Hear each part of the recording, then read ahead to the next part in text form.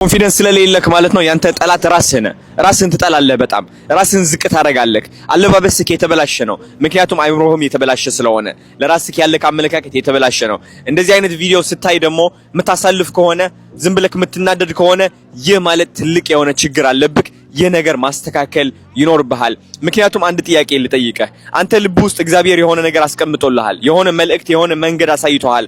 እሱን መንገድ ግን መከተል አልቻልክም። ምክንያቱም እሱን በረከት ለመቀበል ሌላ ሰው መሆን አለብክ፣ ሌላ ማንነት መሆን አለብክ። ይህ የምትመለከተው ሰው ማለት ነው እንደዚህ አልነበረም። ልንገርህ፣ አነጋገሬ እንደዚህ አልነበረም፣ አለባበሴ እንደዚህ አልነበረም፣ ለህይወት ያለኝ አመለካከት እንደዚህ አልነበረም። አይናፋር ፈሪ ሰው ነበርኩኝ።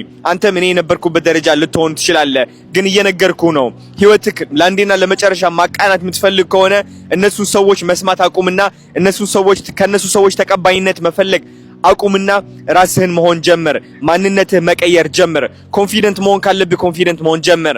አለባበስህ በራስህ ምርጫ ይሁን። ለሰዎች እያልክ ራስህን ማጣት አቁም።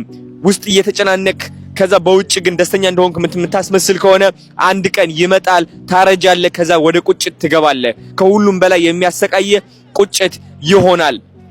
ለዛም ነው ልብ ውስጥ ያለው ህልም ተነስተክ እኔ ይገባኛል ብለክ መናገር ይኖርብሃል፣ መቆም ይኖርብሃል። ከሰዎች ጋር ኔትወርክ ማድረግ፣ ኮኔክሽን መፍጠር ካለብክ መፍጠር ይኖርብሃል። የሰዎችን አይን እያየክ መናገር ማውራት የማትችል ከሆነ አይናፋር ከሆንክ ማለት ነው የተዘጋ አፍ አይመገብም፣ በምንም ተአምር ደግሞ አያልፍልህም።